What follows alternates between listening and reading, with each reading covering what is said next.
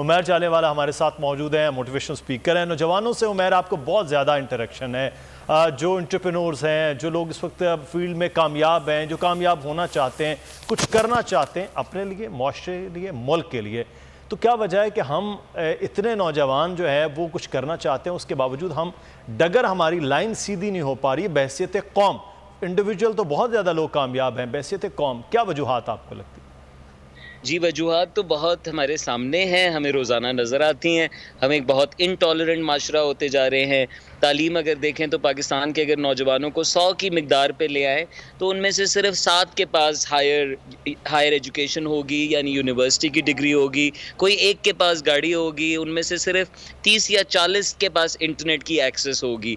तो ये जो बाकी हिस्सा है वो भी नौजवान है। तो पहला तो मैं ये शामिल करना चाहूँगा गुफ्तगू में कि जब नौजवान की बात आती है तो पाकिस्तान की आबादी का 60% हिस्सा नौजवानों पे मुश्तमिल है। फ्रॉम द यंगेस्ट एज बच्चे 2.5 करोड़ जो कि स्कूल नहीं जाते, आधे जो कि प्राइमरी के बाद ड्रॉप आउट कर जाते हैं, और उसके बाद मज़ीद बिग परसेंटेज जो कि सेकेंडरी के बाद ड्रॉप आउट कर जाती है। तो क्या तालीम हमने ऑफ़र की है अपने नौजवानों को, क्या माहौल हमने ऑफ़र किया है। तीसरा हम बात सुनते हैं मौक़ों की। मौक़े मेरी नज़र में पाकिस्तान में बहुत हैं। पाकिस्तान के तमाम चैलेंजेस अपॉर्चुनिटीज़ हैं यंग लोगों के लिए, लेकिन वही बात है कि अगर उमैर को एक हाथी की तरह एक दायरे में बंद कर दिया गया है, अब उमैर बड़ा भी हो जाए तो वो कभी उस कैद से छुटकारा नहीं हासिल कर सकता। तो अक्सर नौजवान अपनी ही सोच में बंद रहते हैं। तज़ाद जब देखते हैं रियासत का, रियासत के सरबराहों का, अपने इर्द गिर्द जब नज़रें दौड़ाते हैं और कोई रोल मॉडल नहीं मिलता तो ज़ाहिर है वो डीमोटिवेशन का शिकार होते हैं और इनएक्शन का शिकार होते हैं। ऑन दी अदर साइड मुझे मौका मिला ऐसे भी नौजवानों के साथ काम करने का जो कि यंग एज में कारोबार चलाते हैं, यंग एज में उनके कम्युनिटी बेस्ड ऑर्गेनाइजेशंस होती हैं, या यंग एज में वो अपने अपने प्रोफेशंस में थ्राइव करते हैं। तो आप देखेंगे कि उसके बैकग्राउंड में कहीं ना कहीं उनके पास अच्छे उस्ताद मौजूद हैं, अच्छा मेंटोर मौजूद है, एक ऐसा माहौल मौजूद है जिसने तालीम को, उनके रवैये को और उनकी तरबियती चीज़ों पे जिन पे काम करना होता है वो मुमकिन हुआ है। एक एक्सेप्शन आखिरी जो मैं कहना चाहूँगा वो उनकी होती है जिनके पास हालात बुरे होते हैं, जिनके पास सपोर्ट भी नहीं होती, लेकिन उनकी अपनी विल, अपनी अंडरस्टैंडिंग ऐसी बनती है कि वो एक गंदगी की जगह पे खूबसूरत सा फूल बन जाते हैं। सो ये तीसरी काइड है और ये ईमान वालों की अजीम तरीन निशानी है, और मैं नौजवानों को इनकरेज करता हूँ कि वो इन्हीं हालात में रहते हुए अपनी ज़िम्मेदारी, अपने इन्फ्लुएंस को बढ़ाएँ, क्योंकि अगर इस मुल्क की मेजॉरिटी चेंज हो जाती है तो ये मुल्क चेंज हो जाता है। नहीं तो उमैर, कायद आज़म का विज़न जिस तरह से नौजवानों के हवाले से, और हमारे पास तो इस वक्त हम एशिया में सबसे ज़्यादा जो स्ट्रेंथ है नौजवानों की वो भी देखते हैं, तो क्या इसको आप समझते हैं कि वो अभी लफ्ज़ इस्तेमाल कर रहे थे आपसे पहले अमीर अब्बास के, वो ईंट गारा है, मट्टी है, उसको जैसे सांचे में ढाला जाए, तो ये जो सांचे में ढालने के मामला है, आप ये रियासती सतह पर और इंडिविजुअल सतह पर और घर की सतह पर आप देख रहे हैं कि ये सांचे में ढालने की कुछ जद्दोजहद, कोई कोशिश, को सही वो नहीं हो रही है या हो रही है? हुई है, लेकिन बिल्कुल ना सर नहीं ना पैर। ऐसा दीन हमने दिया है अपने नौजवानों को जो कि दुनिया में कहीं नहीं मिलता, तारीख़ में कहीं नहीं मिलता। ऐसा इस्लाम हमारे यहाँ पे सिखाया जाता है। So what do we expect? हम जो नैरेटिव्स अपने नौजवानों को देते हुए आए, अनफॉर्चुनेटली उन नैरेटिव्स ने हमारे नौजवानों को इंतहा पसंद बना दिया है, उनको इनटॉलरेंट बना दिया है। ये हमने उनकी शेप में डाला है जिसमें हमारी सियासी मकासद थे या हमारे अलग चैलेंजेस जो भी थे, लेकिन हमने नौजवानों के साथ ज्यादती की है उनको इस सांचे में डाल के।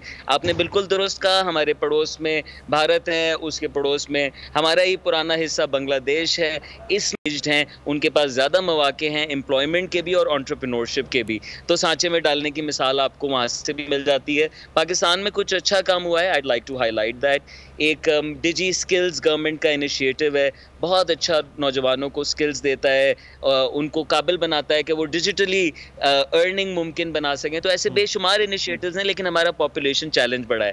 कायद की बात और पाकिस्तान के नौजवानों से कंपैरिजन में बहुत सिंपल अंदाज में कहना चाहूँगा कि कायद उसूल पसंद थे, कायद शख्सियत पसंद नहीं थे।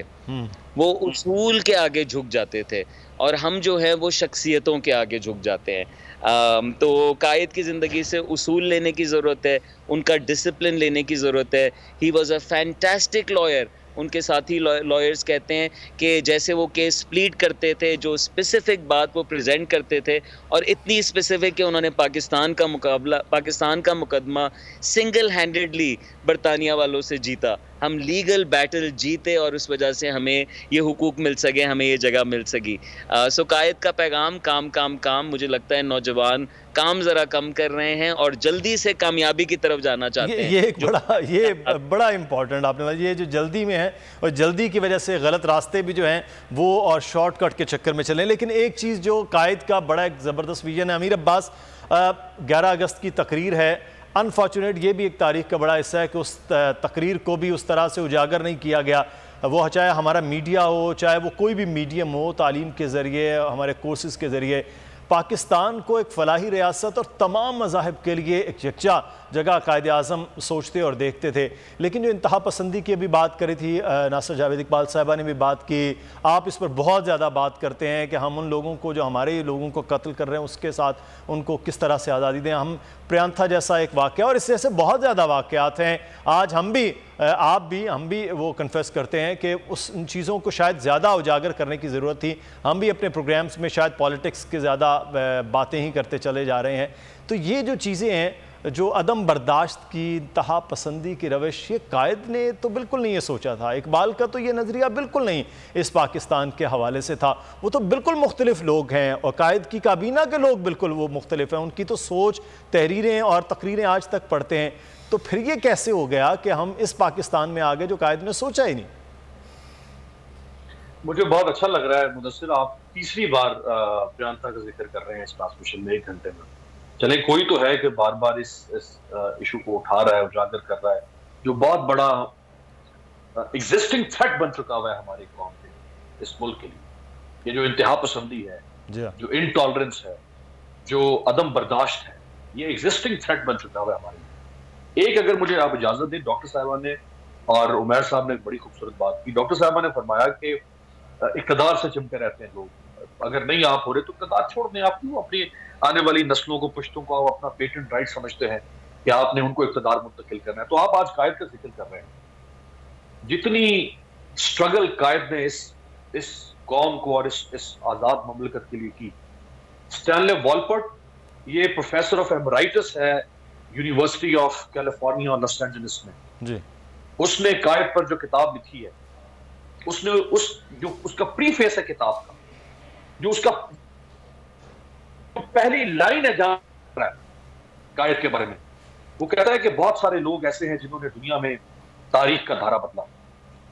बहुत सारे ऐसे लोग हैं दुनिया में जिन्होंने दुनिया का नक्शा बदला, और कुछ ऐसे लोग होते हैं जो एक नजरियाती कौम पैदा करते हैं।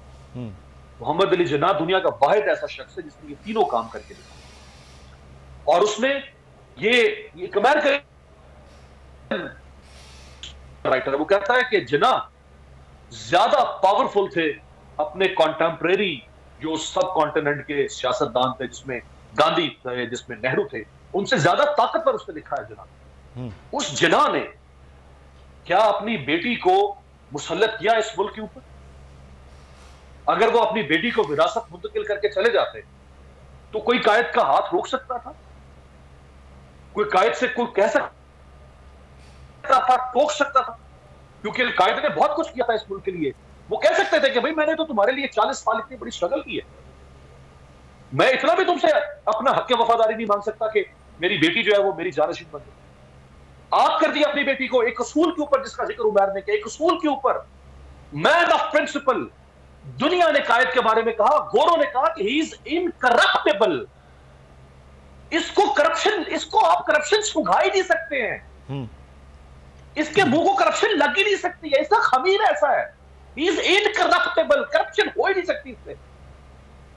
और अब उसके बाद अपनी एक बहन, जो बहन अपने भाई की हमसफर थी, हम कदम थी, उस बहन को मुसल्लत किया इस मुल्क में।